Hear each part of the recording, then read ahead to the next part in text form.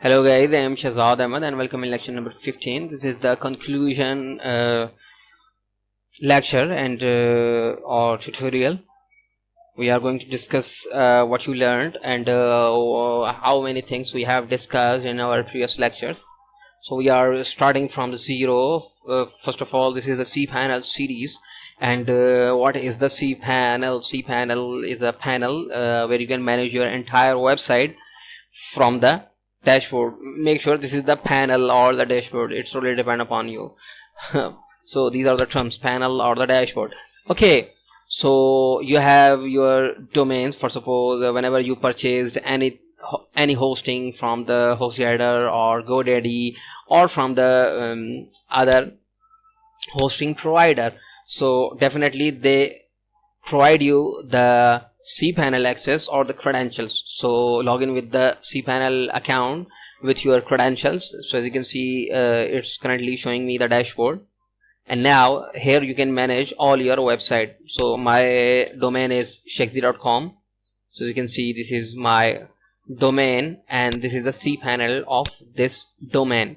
If you have a xyz.net domain, so it's totally depend upon you. I have my own domain shexy.com. Okay, so now we have discussed about the file manager. Just click on the file manager.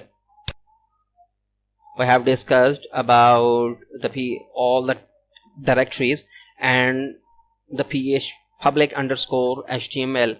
So this is the directory, this is the root directory where you can define your projects or files. Whenever you hit your domain name, it will automatically execute your public underscore HTML directory. Okay, so we have discussed about the phpMyAdmin. So you can manage your database in the phpMyAdmin sections. If you are working on the WAMP, LAMP or XAMPP, it's totally depend upon you. So as you can see, these are the databases available on my server. I have created. You can export, you can import, and you can change the engine and all the things available here related with the phpMyAdmin. So you can also create your new databases. You can also create your new user names and passwords for those users, and you can also assign your database to a particular user, so from the MySQL database. So we have discussed about the remote MySQL. So for suppose if you want to access your database remotely from other applications, so you have to provide the IP address here, then you can access anything. Okay, so as you can see, it's saying learning using I have all the IPs available here, so I can access my databases from the other softwares. Okay, so we have discussed about the subdomains. So you can create your subdomains and you can assign the directory for your subdomains from the subdomain sections. We have discussed about the software. So you can install the software with a single click. We have installed the WordPress first of all. You can also install the Joomla, PHPBB, and all the softwares available here with a single click. Okay, we have discussed about how can you change your PHP version. For suppose these are the domains or subdomains I am using currently. So this is the PHP I'm using 5.5 for this subdomain. Just click on the subdomain and change your PHP version. So 7.2, and for suppose I'm saying now I'm using 5.6. So currently I'm using 5.5. I'm changing the 5.6. Just click on this.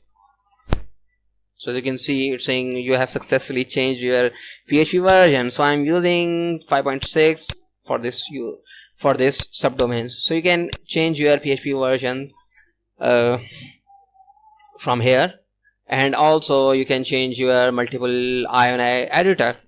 So you have your Perl site software optimizer website. We have discussed about the track DNS, where you can track any DNS by providing the domain name. We have discussed about the index. You can manage your indexes. You can view all the errors pages here. You can view the Apache handlers, and we have scanned. You can also scan from the virus scanner, MIME types. you can change your MIME times, or you can define your MIME types, so your browser can easily identify your files extensions. So this is the software apps installer. You can install all the softwares with a single click, or you can create your backups from the jet backup sections, and you can change your billing from the billing support. Okay, so now you can, as you can see, you have your SEO and marketing tools. So these are the tools available for your SEO and the marketing. So if you are familiar with this tool, it's fine. Otherwise, just click on this, get in Google. As you can see, these are the domains. Just click on this and hit the register selected domain. So it's totally depend upon you. Okay, so now I'm telling you the SEO here. You can view the SEO tools here. Just click on your domain and just click on the select registered. Okay, all the SEO tools available here: increase website traffic, link building, and SEO for reseller and webmasters, SEO optimized WordPress themes. It's really depend upon you.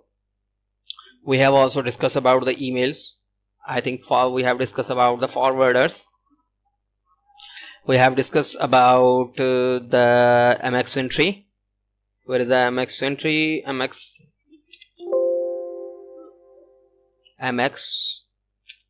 Okay, we have discussed about the MX entry from our previous sections. We have discussed about the metrics. We have also discussed about the security sections, SSL, TLS, IP blocker, and we have also discussed about the preferences section. Preferences, where you can change your themes, password, and the contact information, and you can view all the users from the user manager. So these are so this is the conclusion of all our lectures. We have discussed, I think, many things which is necessary to handle a particular cPanel, to handle a cPanel account. So I hope you have enjoyed a lot of things here, and if you think I have missed something, so feel free to ask me that, or feel free to say I have missed something, so I will create the lectures for you. So thank you for watching.